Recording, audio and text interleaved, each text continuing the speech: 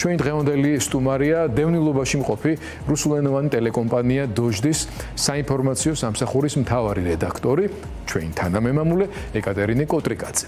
მისი შეფასებები ყოველთვის მკაცრი და ფრთხილია, ის არასოდეს ცდილობს უსაფუძვლო ოპტიმიზმის შექმნას და ხშირად მისი სკეპტიკური დამოკიდებულება მიმდინარე პროცესების მიმართ, საზოგადოებრივ მოლოდინებს არ ემთხვევა ხოლმე. თუმცა, სწორედ ასეთ მომენტებში გვჭირდება რუსეთის შიგნით მიმდინარე პროცესების ღრმა ცოდნაზე დაფუძნებული ობიექტური და პრინციპული ანალიზი. იმიტომ რომ დღეს მთავარი კითხვა აღარ არის მხოლოდ ის, რამდენად ძლიერია უკრაინა. მთავარი კითხვა ისაა, რამდენად მდგრადია პუტინის რუსეთი. ეკატერინეს მივესალმები, მიხარია მისი დანახვა და ჩემი პირველი კითხვა უკავშირდება ზუსტად იმას, რაც ზამდენი ვილაპარაკე. რა შეიცვალა მოსკოვში, რუსულ ელიტაში და საზოგადოებრივ განწყობებში, არა უბრალოდ ომის 4 წლის თავზე, არამედ აი ამ ბოლო დღეების დინამიკის გათვალისწინებით. გამარჯობა გიორგი, მიხარია თქვენთან ყოფნა. რა თქმა უნდა ძალიან ბევრი შეიცვალა. ეს არის ახალი რეალობა. ამ შემთხვევაში მე სკეპტიკური არ ვიქნები, ობიექტურად ახალი რეალობა დადგა, ახალი დღე დადგა რუსეთში. ეს ახალი დღე შეიცავს ორ ემოციას. პირველი არის შიში და მეორე არის გაუგებრობა. ადამიანები ვერ ხვდებიან ხვალ რა ელოდებათ მათ, როგორ უნდა იცხოვრონ, როგორ უნდა მოემზადონ იმისთვის რომ აი დრონები დაფრინავენ მათ ირგვლივ, მათ არიციან არის თუ არა საჭირო რომ ეხა მივიდნენ მაღაზიებში, სადღაც ეძებონ სპეციალური აღჭურვილობა, რომ დაიცვას ადამიანებმა თავისი შვილები და ასე შემდეგ და ასე შემდეგ. ეს არის აბსოლუტურად სხვა სიტუაცია, ვიდრე ის, რასაც ჩვენ ვუყურებდით ამ 4 წლის განმავლობაში, გიორგი. მე არ მინდა შევაფასო ხა ის როგორ რეაგირებს მაგალითად უკრაინული საზოგადოება, რომელსაც აბსოლუტურად ყველანაირი უფლება აქვს იმისა, რომ გაიხაროს. რომ თქვან რომ აი ჩვენ 4 წლის განმავლობაში ვხედავთ რაკეტებს, ჩვენ ვხედავთ ამ დრონებს, ჩვენ ვხედავთ სიკვდილს, თქვენც უნდა განიცადოთ ეს უკრაინელებს ნამდვილად ყველანაირი უფლება აქვთ ასე რომ ვისაუბრონ.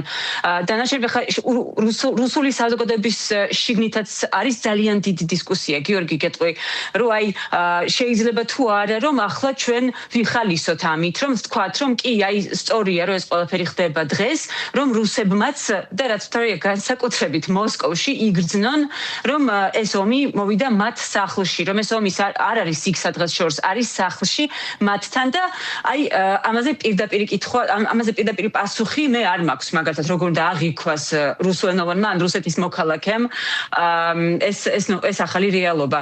ყოველ შემთხვევაში მინდა გითხრა, რომ აი ახლა პირველად ამდენი წლის განმავლობაში გიორგი პირველად ჟღერს ძალიან მკაფიოდ ეს კითხვა, ვისი ბრალია, არა სერიოზულად კითხულობენ, მაგრამ ესეც კარგია, ხო, ესეც პროგრესია.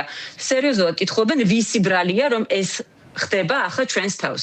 რომ ხვალ მე არ ვიცი როგორ მივიყვანო ბავშვი სკოლაში, საბავშვო ბაღში, უნდა თუ არა, რა ვიცი, ჩავიდე სადღაც სარდაფში, უნდა თუ არა ვეძებო ახალი აღჭურვილობა, როგორ უნდა მოვიქცე ამ სიტუაციაში და ვისი ბრალია რომ ეს ხდება და ეს ნამდვილად ძალიან დიდი პროგრესია. კატია, მოსკოვი, სანქტ-პეტერბურგი ძალიან მნიშვნელოვანი სამიზნეებია. როცა შენ საუბრობდი, თავისთავად იხმარეს სიტყვა ვიხალისოს არ გულისხმობდი. დავიხაროთ შეიძლება ასე თქვას. ამ შემთხვევაში, სახალისო ომი არცეთ შემთხვევაში არ არის და არ ჩვენ გულისხმობ ამას. უბრალოდ აქ საუბარია რა რეაქციები შეიძლება გაუჩნდეს რუსული საზოგადოების იმ ნაწილს, რომელიც თავიდანვე კრიტიკულად იყო განწყობილი პუტინის ამ ავანტიურის მიმართ და ახლა უბრალოდ უხარიათ ის, რომ მათი წინასწარმეტყველება ახტა და ეს მტკიცებულებები გაჩნდა ძალიან მძიმე ფასად თავად რუსეთის საზოგადოების უკვე დიდი ნაწილისთვის. მაგრამ მოსკოვის და სანქტ-პეტერბურგის მიღმა არ კიდე დანარჩენი რუსეთი, სადაც ეს პრობლემები უკვე ბოლო თვეების განმავლობაში ძალიან საგრძნობია. შეგვიძლია ვთქვათ, რომ აი ფრონტის წინა რეგიონები, გუბერნიები, რომელიც არის, იქ სრული კატასტროფა ხდება, აღარც წყალი, ელექტროენერგიის მომარაგება, საწვავით მომარაგების მხრივ პრობლემები, მაგრამ ამ მხრივ განსაკუთრებით საინტერესო მოვლენები ვითარდება ყირიმის ნახევარკუნძულზე, რომელიც მალე როგორც უკრაინელებმა დაადნოსეს, ალბათ მართლაც კუნძულის მდგომარეობაში აღმოჩნდება. აი ყირიმს პუტინის ხელისუფლების და ძალაუფლების კონსტრუქციაში განსაკუთრებული ადგილი უკავია. უკრაინელები დღეს როგორც ჩანს აი ამ ყველაზე მტკივნეულ წერტილს აწვევიან. მე მგონია რომ ის არანაკლები ფსიქოლოგიური გარდატეხის მნიშვნელობის პროცესია, ვიდრე მოსკოვზე შეტევა. აი რა სიტყოდი ყირიმის დღევანდელ სიტუაციასთან და რუსული საზოგადოების დამოკიდებულებასთან მიმართებაში?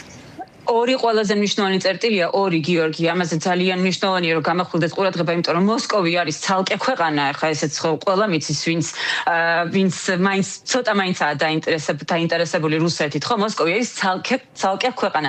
როცა მოსკოვში რაღაცა ხდება, ეს იმას ნიშნავს, რომ ნამდვილად ხდება.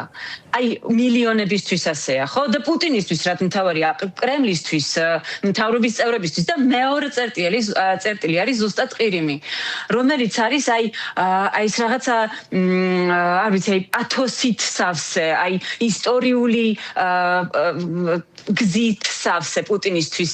ეს ოკუპირებული ნახევარკუნძული შევახსენებ ყველა მაყურებელს, ოკუპირებული ანექსირებული პუტინისთვის არის აი მისი ხელისუფლების და მისი ისტორიული მისიის სიმბოლო.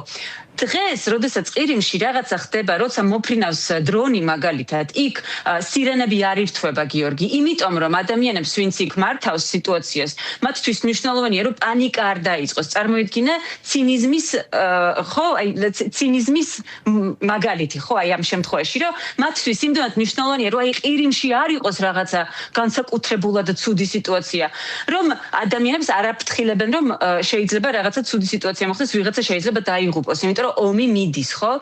ადამიანები არ ჩადიან სარდაფებში, არ ჩადიან სადღაც, იმიტომ რომ არ არის სირენა და არ აფრთხილებენ. ხო და რა თქმა უნდა ეს იმ დროს კიდე, როდესაც ტურისტული სეზონი მიმდინარეობს, ადამიანებისთვის, ჩინოვნიკებისთვის რუსეთში ძალიან მნიშვნელოვანია, პრინციპულია, რომ მაინც აი 10-დან 9 ან 8 ან 5 მაინც წავიდეს ყირიმში დასასვენებლად. ბევრი მიდის. ბევრმა რა თქმა უნდა გადაიფიქრა, მაინც მიდიან, ზოგი მაინც მიდის, იმიტომ რომ თვლიან, რომ სხვა შანსი ზღვის სანახავად არ ექნებათ. ანუ ეს არის პრინციპულად ახალი რეალობა, რომელსაც ახლა განიხილავს პუტინი. ამ შემთხვევაში მე მინდა გითხრა, ძალიან მნიშვნელოვანია ის, რომ ASEAN-ის სამიტზე ამ დღეებში ჩატარდა მოსკოვში და კაზანში.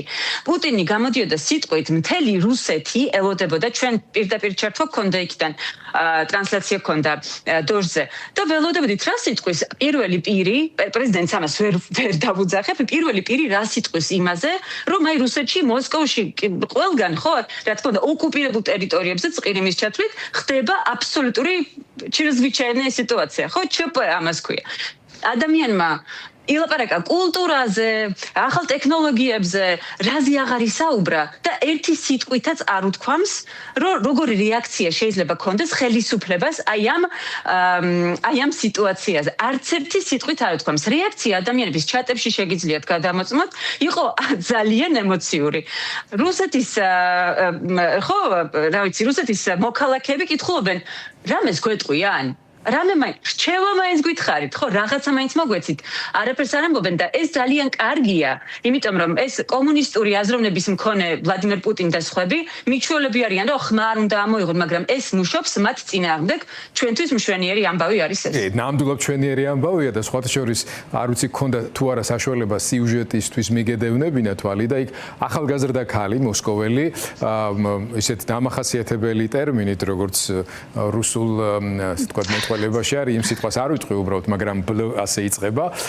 თქვა რომ გამოვიტანეთო აქედან დასკვნებიო, რომ აღარ უნდა უყუროთო ამათ საინფორმაციოებსო, ჩვენ რუსულ საინფორმაციოებსო და უნდა უყუროთ ნამდვილ ამბებსო, რომ მიხვდეთ საერთოდ სახლიდან გასვლა ღირს თუ არა და როგორ უნდა მოვიქცეთო და მათ შორის ამ ნამდვილი ამბების რუსულ ენაზე გამავრცელებლები თქვენ ხარ და დოჟდია და ამ ხრივ დარწმუნებული ვარ თქვენს მიმართ დობა და ინტერესი კიდევ უფრო მეტად გაიზრდება. რა შეიძლება ძალიან გაიზარდა, გიორგი, ძალიან გაიზარდა. 1000-ობით მეტი უკვე ხედავთ ყოველ გამოშვებაზე.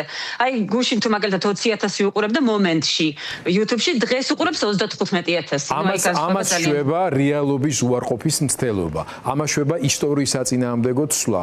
ანუ პუტინი იმავე ქალაქში რო დგას და ლაპარაკობს, თითქოს არაფერი მომხდარა და იქიდან გამოსული ან იქ შესული ადამიანი გარეთ რო ხედავს უზარმაზარ კვამლის ღრუბელს აფეთქების შედეგად, რა თქმა უნდა, სინამდვილე იმარჯვებს პუტინისეულ პროპაგანდაზე, მაგრამ პროპაგანდაც ვეღარა, ვერაფერს ვეღარ ამბობენ. ხო ამ სიტუაციას ჩემი შეკითხვა არის შემდეგი. სანამდე შეიძლება მიიყვანოს პუტინი რეალობის უარყოფამ და ელი თუ არა კიდევ უფრო მეტ ესკალაციას სამხედრო თვალსაზრისით, რისთვის იგებს დროს ან რას ცდილობს პუტინი იმისთვის, რომ მისთვის შედარებით კი არა, გაცილებით მომგაბიან ვითარება, როდესაც აი ტრამპთან პირველი კომუნიკაციის ეტაპები იყო და თავად ტრამპი ჩვენთვის და ალბათ მთელი თავისუფალი სამყაროსთვის და პირველ რიგში უკრაინელებისათვის სრულიად მიუღებელ პირობებზე ზეწოლას ახორციელებდა თავად ზელენსკიზე, იმაზე რო თქვა უარი, ნუ თუ ვერ ხვდება ახლა რომ ჯერ კიდევ არის რაღაცა შანსი, როცა ტრამპის მეშვეობითვე შეიძლება მისთვის მეტნაკლებად მისაღწევ სტატუს კვოს, ესე ვთქვათ, მიაღწიოს. ნუ ამ შემთხვევაში უნდა შეხვდეს ზელენსკის.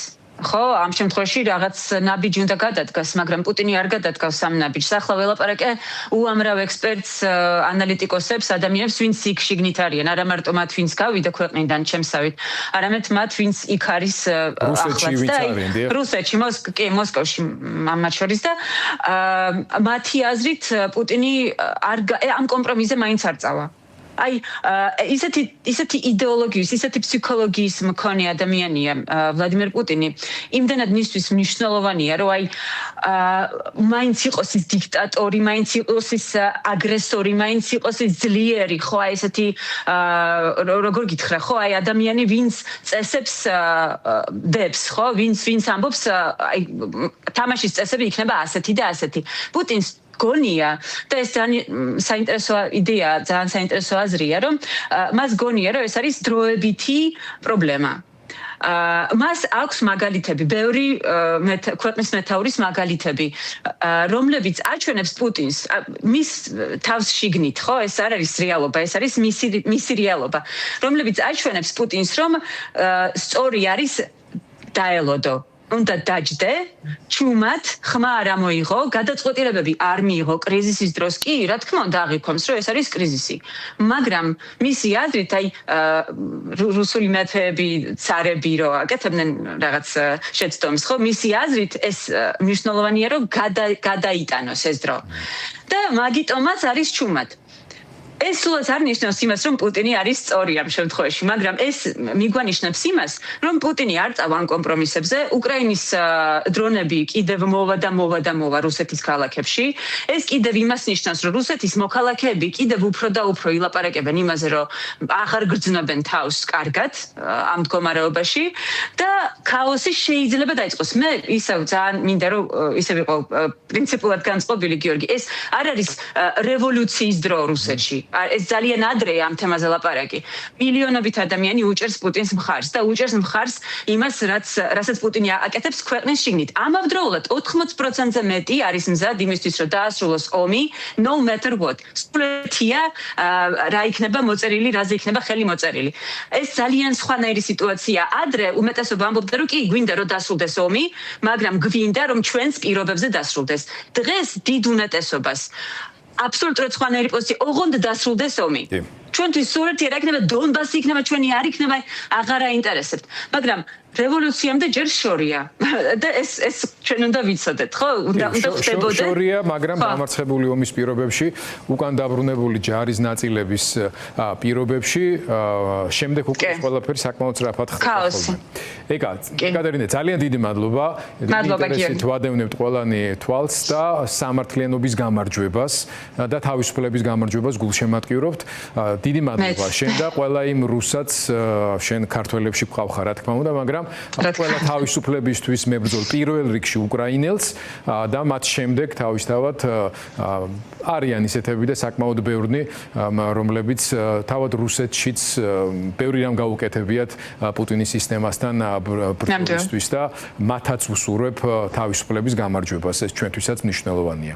ეკატერინე კოტეკაძე, დოჟდის მთავარი რედაქტორი იყო ჩვენი სტუმარი, მე მას ვემშვიდობები.